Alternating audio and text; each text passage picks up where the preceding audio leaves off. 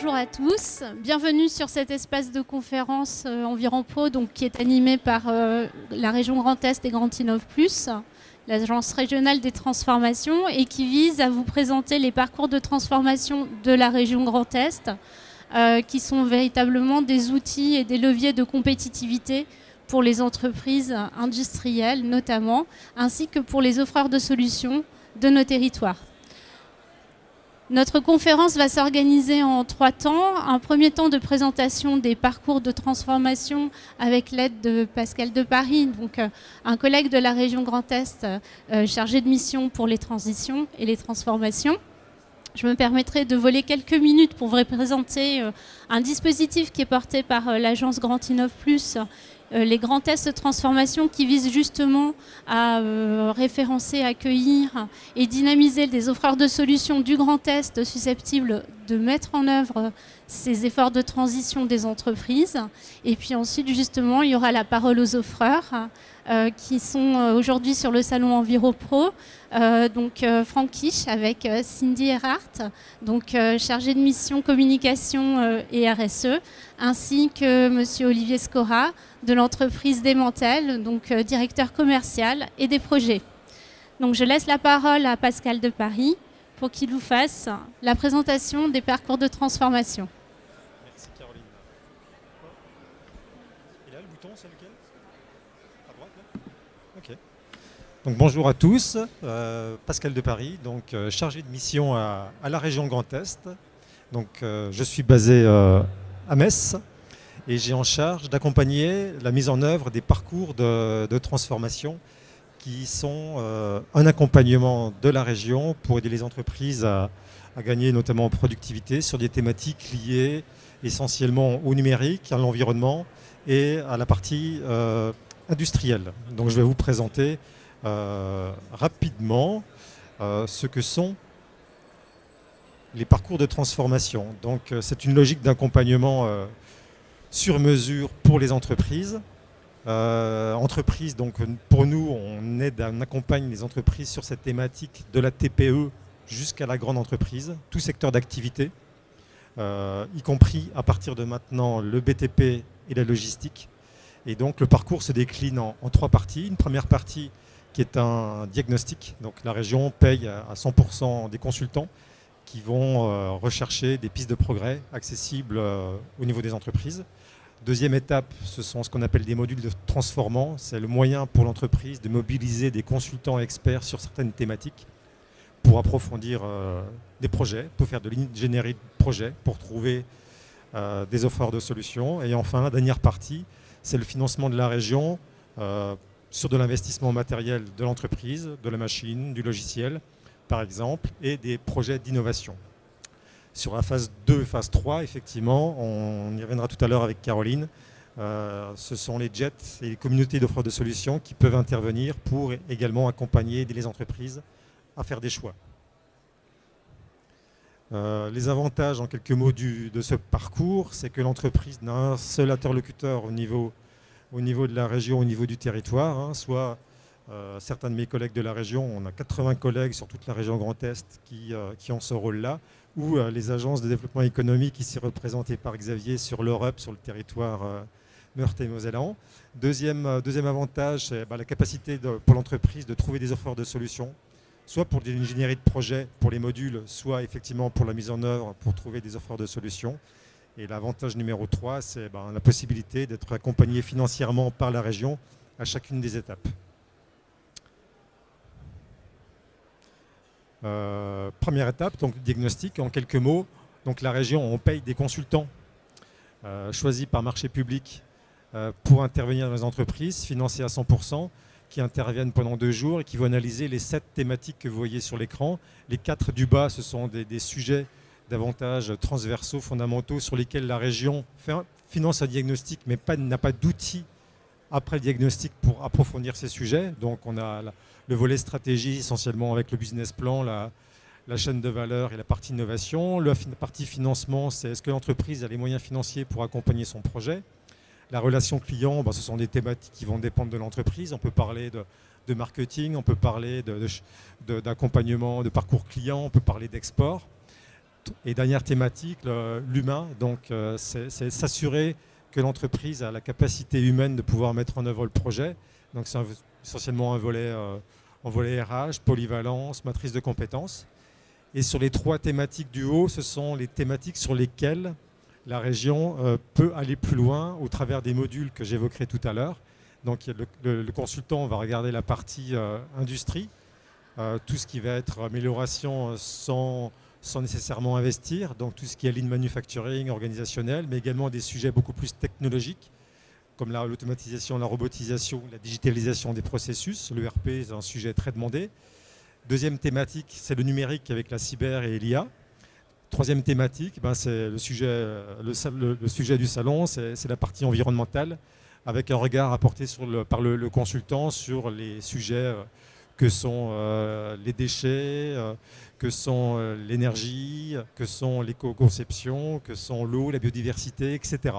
Donc le consultant travaille pendant 2 jours et à la sortie doit remettre à l'entreprise des préconisations de progrès sur l'ensemble des thématiques.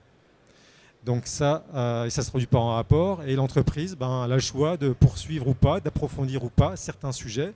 Et si elle le souhaite, la région, on a les modules transformants depuis 1 an qui sont la possibilité pour l'entreprise de pouvoir mobiliser des consultants, cette fois-ci également financés pour partie ou totalement par la région pour aider l'entreprise à approfondir son sujet. Et donc ces modules sont financés entre 50 et 100% par l'entreprise. Donc l'intervention des consultants entre 50 et 100% pour approfondir certaines thématiques. Et certains modules peuvent se diviser en différentes phases. Une phase très en amont ou très en aval. Le très en amont, c'est convaincre l'entreprise que ce sujet peut l'intéresser. Donc on paye un consultant qui va apporter des exemples, des cas d'usage à l'entreprise pour la convaincre, par exemple, qu'un robot collaboratif peut être utile. Jusqu'à la phase la plus en aval, c'est la rédaction d'un cahier des charges et c'est la recherche d'une solution sur le marché, éventuellement grâce à Grand Innov au travers des jets. Je ne l'ai pas dit tout à l'heure, les modules, les diagnostics 360 sont en place depuis un peu plus d'1 an avec quasiment 300 diagnostics et les modules, pour l'instant 600 modules ont été mobilisés. Rapidement, un petit aperçu des différents modules qui existent, donc c'est-à-dire les accompagnements ciblés que les entreprises peuvent mobiliser, sur lesquels la région a des experts précis. Donc sur la partie environnementale, on a l'ensemble de ces sujets-là, la matière, donc notamment les déchets, l'énergie, les énergies renouvelables, l'éco-conception, l'adaptation au changement climatique, l'eau, la biodiversité. Sur la partie industrie, donc on a différents modules. Les modules les plus demandés à ce jour par les entreprises, c'est la partie comment je m'améliore sans investir. Donc c'est ce qu'on appelle l'excellence opérationnelle, c'est améliorer l'organisation de l'atelier. On a la digitalisation des processus, qui est très demandée, c'est les ERP, ou tout ce qui est digitalisation des stocks ou de la planification de la production. Et une dernière thématique également relativement demandée, c'est la partie robotique et automatisme de certaines parties du process. Mais on a également d'autres sujets, comme la fabrication additive, les matériaux ou la partie réalité virtuelle augmentée. Et donc pour ces thématiques-là, on a des consultants qu'on a référencés par leurs compétences. Rapidement, d'autres modules. Sur le numérique, on a des consultants à disposition des entreprises sur la cyber et sur l'IA, même si on est en train de faire évoluer ces dispositifs pour qu'ils soient plus adaptés aux besoins des entreprises. Sur la partie stratégie, on a un module spécifique, un parcours spécifique sur l'export. Dégrossir le sujet avec les entreprises qui sont des primo-exportatrices. On a également ce qu'on appelle maintenant des accélérateurs. C'est des parcours pour les entreprises qui sont sur la thématique de la mobilité, donc qui va être de plus en plus décarbonée. Donc l'idée est d'accompagner les entreprises pour qu'elles puissent prendre le train de la décarbonation et à savoir par exemple une montée en compétence sur une chaîne de valeur qu'elles n'auraient pas. Et sur la partie aérodéfense, c'est également un accélérateur qui a été mis en place à disposition des entreprises, sur les entreprises qui souhaiteraient intégrer ces marchés, l'aéronautique et la défense, qui demandent des exigences tout à fait particulières. Et donc la région a un accompagnant pour aider ces entreprises à regarder quel est le gap qui entre l'état actuel aujourd'hui et puis effectivement ces marchés, et ensuite des accompagnants pour les faire monter en compétences. Et enfin, la dernière partie, si vous vous souvenez, un diagnostic, des modules pour aider éventuellement les entreprises à faire des choix, approfondir un projet. Et la dernière étape, c'est effectivement l'intervention de la région en financement pour aider l'entreprise à acquérir, à acheter des machines ou à lancer des projets d'innovation. Et entre les deux, eh ben, le cas échéant, l'entreprise peut dire « Ok, mais aidez-moi à trouver le bon fournisseur », d'où effectivement l'intervention de Grand Innov avec les grands tests transformation. Et c'est à ce moment que je te laisse la parole pour parler de ce sujet. Merci.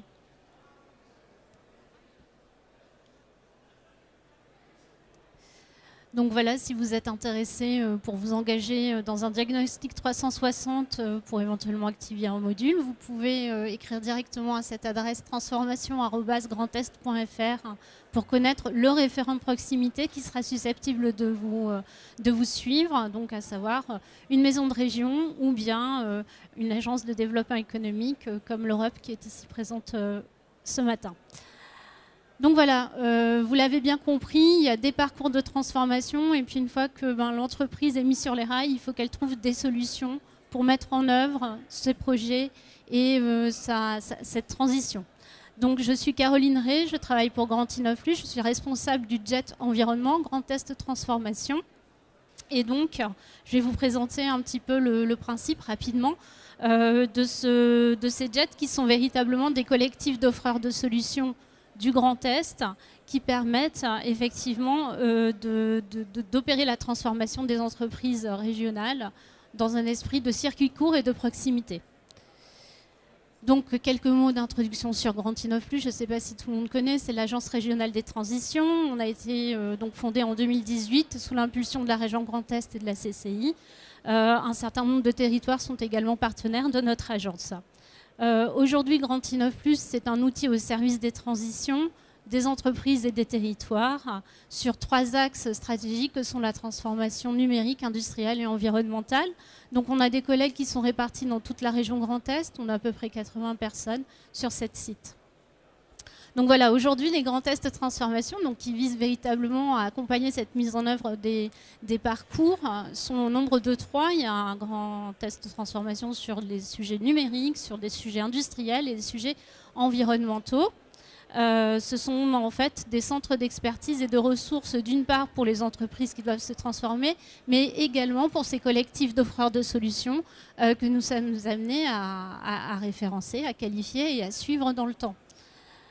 Donc effectivement, un JET, comment ça marche? En fait, il y a 2 piliers. Il y a d'une part un catalogue d'offreurs de solutions référencés, donc ce sont des référencements qualifiés. On prend beaucoup de temps pour étudier ce que sont les propositions, donc dans ce cas-là, des solutions environnementales, des offreurs de solutions que nous référençons et qu'ensuite nous sommes amenés à proposer ou signaler aux entreprises qui se transforment. Donc ça, c'est un premier volet de l'activité. Et un deuxième aspect qui est véritablement celui d'animer ces collectifs, ces communautés d'offreurs de solutions pour finalement les aider à éventuellement pouvoir échanger à l'occasion de salons quand on en a l'opportunité ou animer certains ateliers, partager des retours d'expérience. Et puis après, il y a aussi des choses qui sont de l'ordre d'un accompagnement plus individuel. Donc aujourd'hui, à date, sur nos 3 axes, nos 3 JET, nous avons 330 offreurs de solutions qui ont rejoint cette dynamique. Et voilà, vous l'aurez bien compris, c'est un élément clé de la mise en œuvre, au final, des parcours de transformation que les entreprises peuvent engager avec l'aide de la région Grand Est. Donc, qu'est-ce que ça apporte finalement le JET aux offreurs de solutions? Tout simplement d'être connecté au projet des entreprises, comme on a pu le voir au travers des fameux parcours de transformation, de bénéficier d'un accompagnement sur mesure de la part de l'agence, donc sur 4 axes stratégiques que sont les sujets d'innovation que peuvent porter nos offreurs de solutions, donc ils peuvent bénéficier d'un accompagnement des collègues chefs de projet innovation de notre agence, mais également des sujets en lien avec la croissance, les compétences et l'internationalisation, en lien bien sûr à chaque fois avec nos partenaires que sont d'une part par exemple la Team France Export pour les sujets d'internationalisation ou bien d'autres partenaires tels que des pôles de compétitivité ou autres. Ça permet de participer à des événements régionaux, mais pas que, puisqu'on organise également des collectifs, parfois sur des salons nationaux, voire européens. Et puis, ben, voilà, profiter d'une mise en visibilité.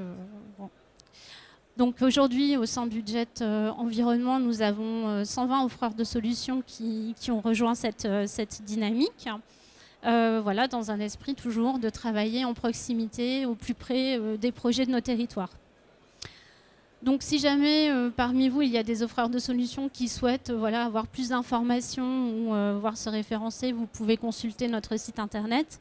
Et puis voilà, je voulais quand même faire une petite slide un peu schématique pour faire cette synthèse, parce que c'est beaucoup d'informations, c'est des programmes, des dispositifs qui sont très articulés. Donc simplement pour être tout à fait un peu direct, vous êtes un industriel, vous souhaitez vous engager dans une transformation et bénéficier d'un diagnostic 360, vous vous adressez à la région Grand Est qui va vous orienter vers votre référent de proximité. Vous êtes un offreur de solutions du Grand Est, vous disposez d'une solution environnementale, numérique ou industrielle. Vous pouvez demander à être référencé. Alors là, c'est le JET Environnement, hein, puisque c'est moi qui suis derrière cette boîte mail. Et puis voilà, l'idée, c'est de véritablement créer des synergies entre les parcours de transformation, les grands tests de transformation, pour justement faciliter, accélérer et favoriser la transformation des entreprises. Donc, si vous avez plus de questions ou de curiosités, nous sommes tous sur le stand C23, donc n'hésitez pas à passer nous voir pour avoir plus de détails. Et donc voilà, parole aux offreurs. Donc j'invite effectivement Cindy Erhardt donc, à me rejoindre, donc chargée de communication et RSE chez Frankish, donc qui a rejoint le JET Environnement il y a déjà quelques mois. Et donc je te cède la parole.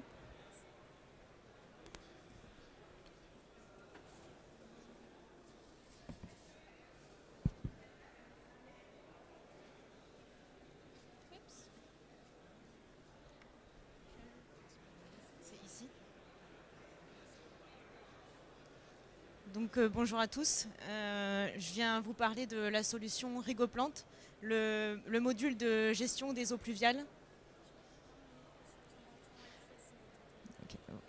Je vais vous parler déjà de l'entreprise Frankish. C'est une entreprise engagée, on a été créé en 1906, on est une entreprise familiale allemande avec une filiale française qui est implantée à Torcy-le-Grand dans l'Aube depuis 2010. On est expert dans la gestion intégrée des eaux pluviales. Donc on fait partie de la French Fab et du Coq Vert. On est également premier industriel de la plasturgie à avoir été engagé par l'AFNOR au niveau de la RSE en 2020. Donc on a un savoir-faire allemand et on a également une agilité à la française. Donc on adapte nos produits également avec des produits certifiés par tout ce qui est qualité du bâtiment et CSTB. On a des matières premières recyclées et recyclables dans nos process de fabrication de tous nos produits.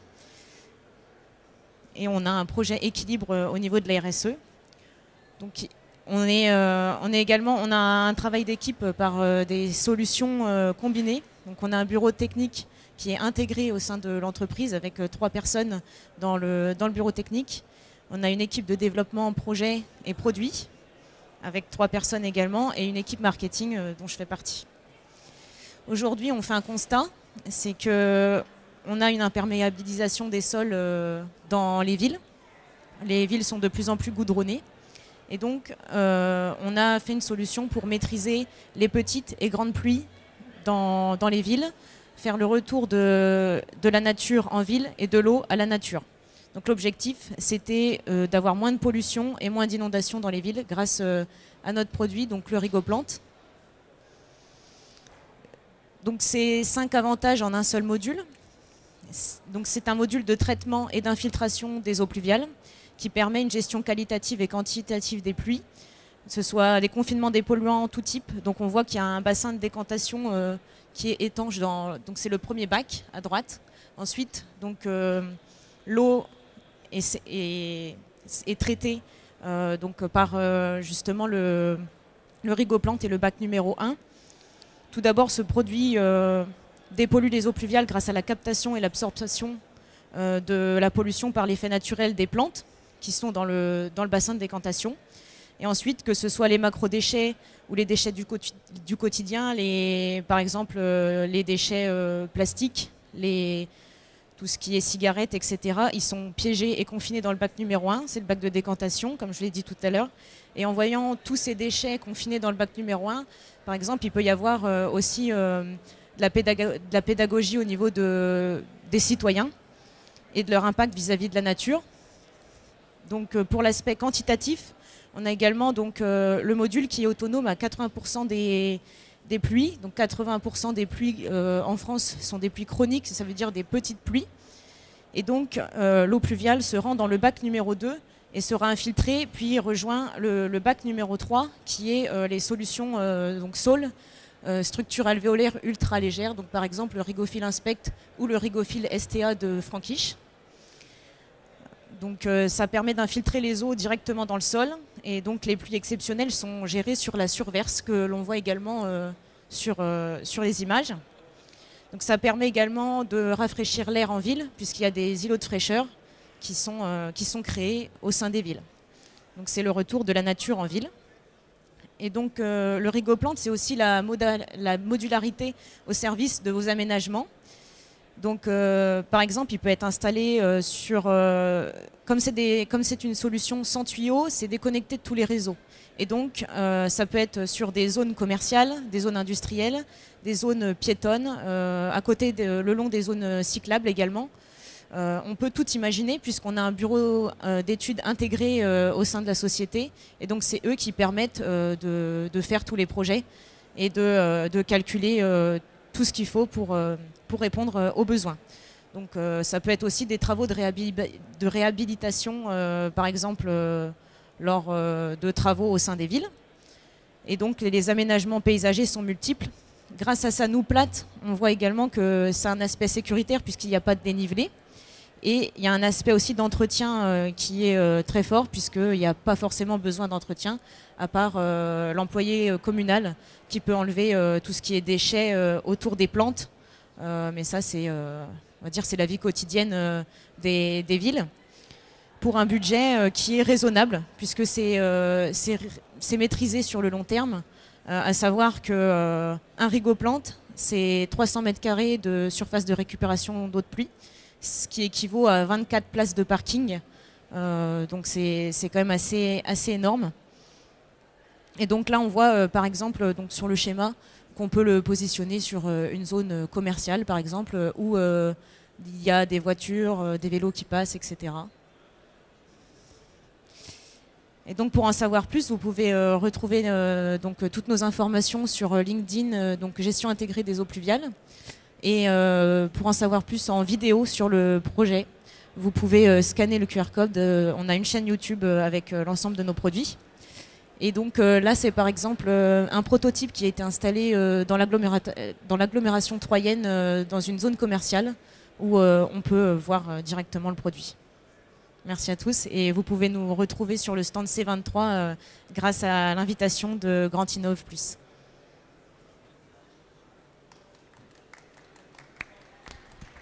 Merci. Merci Cindy. Donc j'invite Olivier Scora, donc Démantèle France. Donc, bien le micro. Oui, je vais essayer de effectivement respecter les consignes pour qu'on m'entende bien. Bonjour à toutes et à tous, je m'appelle Olivier Scora et je fais partie de la société Démantèle. Alors je vais commencer par une question. Est-ce que vous savez ce qu'est cet objet? Oui? Un aimant, bravo, vous avez gagné effectivement. Alors on a tous joué avec ce produit un peu magique, hein, effectivement, ces aimants, alors on va les appeler des aimants permanents, parce que effectivement, cet objet métallique, il a des caractéristiques magnétiques physiques permanentes, sans pile, sans batterie, sans électricité, sans microprocesseur, sans rien du tout. Et cette caractéristique présente effectivement des avantages qui font que on va retrouver des aimants permanents dans des éoliennes de super forte puissance en mer, dans les trottinettes, dans les voitures électriques, dans les IRM, dans vos téléphones, les vibreurs, enfin bref, dans les aspirateurs, les appareils électriques, etc. Et en fait, les aimants permanents, il y en a partout. Alors, une autre caractéristique de ces aimants, c'est que sont principalement composés de fer, mais également de fameuses terres rares dont vous avez tous entendu parler.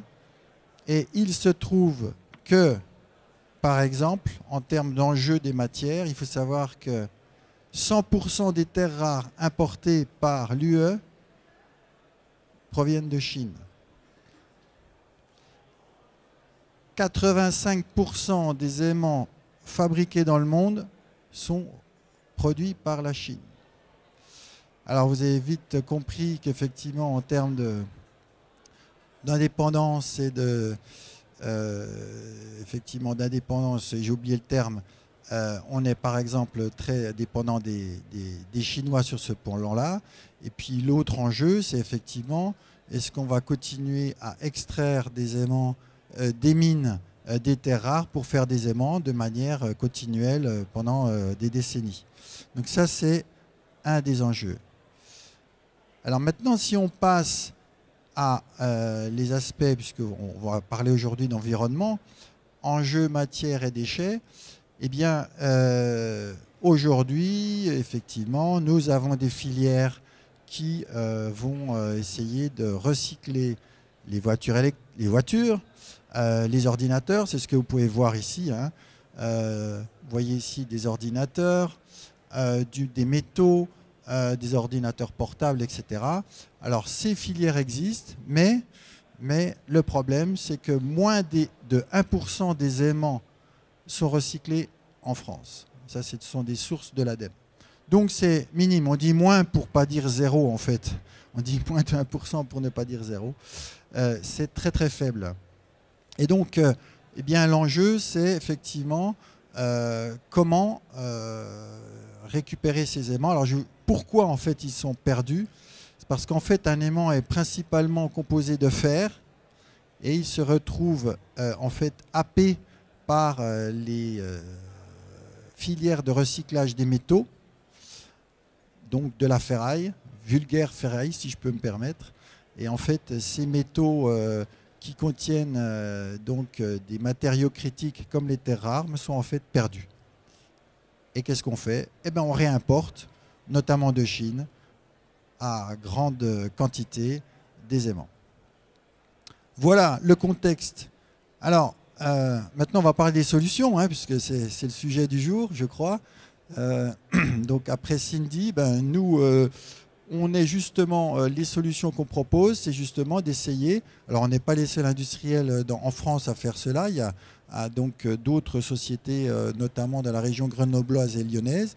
Donc notre ambition, c'est justement de recycler les aimants et de effectivement proposer différentes actions pour pouvoir réutiliser les aimants et ne pas les perdre, tout simplement. Alors ce qu'on propose, c'est déjà tout d'abord eh bien, d'être en mesure de prendre en charge des machines. Vous voyez, ces énormes machines électriques ou des IRM, des très grosses machines qui peuvent poser de très gros problèmes, même de sécurité, puisque les aimants très puissants présentent des problèmes de sécurité. Donc ça, c'est du démantèlement. On peut aussi tout simplement prendre en charge des matériels. Alors, j'ai un exemple très concret ici. Je vous l'ai même amené dans ma poche. C'est ici un petit rotor de moteur électrique, voilà, qui comporte des aimants. Et un industriel nous a appelé. Alors, il est très proche de Nancy, il est à quelques kilomètres d'ici. Il nous a appelé en début d'année.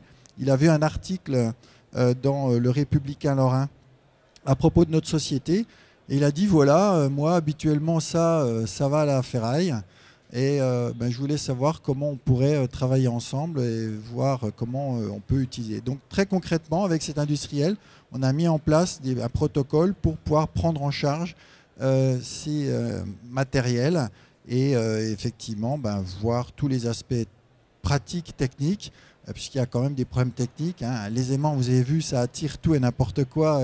surtout quand on ne veut pas. Et donc, on a développé des outillages, un processus et procédés, etc. Donc voilà, très concrètement, ce qu'on peut faire. Et ensuite, qu'est-ce qu'on fait de ces aimants? Bien, on va en fait proposer différentes choses, soit de réutiliser l'aimant tel qu'il est, éventuellement le reprotéger contre l'oxydation, ou faire de la poudre pour recéder cette poudre métallique à des sociétés qui vont refaire des aimants. Ou troisième option, il y a même des gens qui vont aller, des chimistes qui vont aller chercher les terres rares dans la poudre qu'on leur mettrait à disposition. Voilà, donc ça, ce sont les débouchés. Alors, pour ce qui concerne Demantel, nous, notre première en 2024, ça a été de produire les premiers aimants recyclés, suivant 4 procédés. Donc, c'est un titre pour nous exploratoire, puisque ce n'est pas notre cœur de métier. Notre cœur de métier, c'est plutôt d'aller chercher tous ces aimants et de les traiter, etc. Pas forcément de fabriquer des aimants. Mais néanmoins, on l'a fait. Donc ça a été notre première. On a fait un communiqué en début d'année où on a effectivement prouvé que c'est possible à partir d'aimants en fin de vie, de machines en fin de vie, eh bien, de faire, suivant 4 procédés différents, des aimants qui peuvent être réutilisés. Ça, c'est le premier point. Puis la deuxième information, c'est qu'effectivement, notre ambition à nous, c'est de pouvoir traiter 44 tonnes par an d'aimants. Et donc, évidemment, on fait appel aux industriels, notamment du Grand Est, pour justement travailler avec eux, pour effectivement voir ce qu'on peut faire, ce qui peut être fait. Il y a différentes possibilités à ce sujet. Alors, quelques mots sur notre société, donc, qui a été fondée par David Rovere en lui-même, qui est présent ici, en 2021. Je vais vous dire évidemment qu'on est soutenu par notamment la région Grand Est, Moselle Attractivité. Donc on fait partie on est supporté, BPI France, l'ADEME. On a donc des projets avec l'ADEME, notamment un projet qu'on vient de lancer qui s'appelle Attraper, donc pour augmenter le taux de réemploi des aimants permanents. Et on travaille aussi avec d'autres sociétés comme Valeo, Orano, toujours dans l'optique au niveau national, de vraiment se focaliser sur ces métaux critiques, même au niveau européen. Il faut savoir que l'Europe a diffusé au mois de mai le CRM Act, donc Critical Raw Material Act, qui vise justement à mieux gérer ces métaux critiques.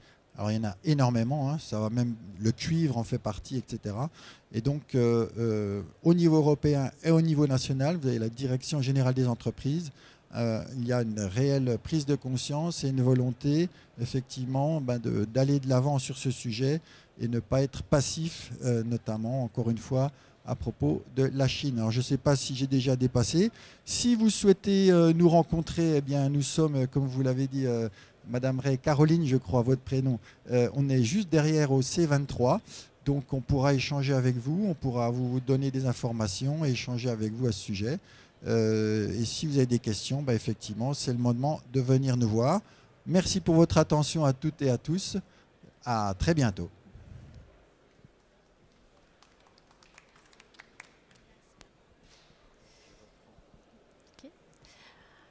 Alors, je vous remercie pour votre attention. Je ne sais pas si vous avez peut-être des questions auxquelles on peut répondre. On a encore quelques minutes pour le faire, mais si jamais vous pouvez nous retrouver juste à côté.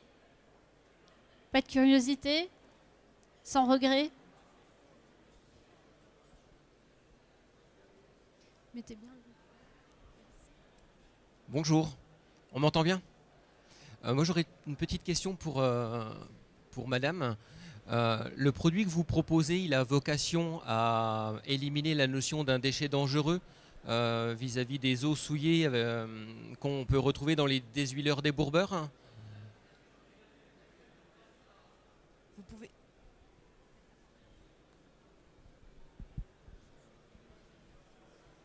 Vous pouvez répéter Oui, je voulais savoir si la vocation de votre produit avait pour but d'éviter un déchet dangereux par rapport aux eaux souillées qu'on peut retrouver dans les déshuileurs débourbeurs.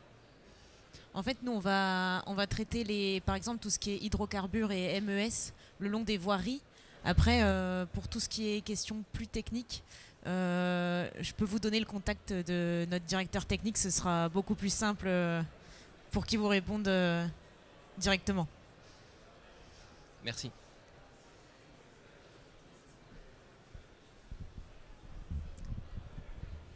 Eh bien, merci beaucoup. Et n'hésitez pas à nous retrouver soit sur le net, soit directement sur le stand. Voilà, merci.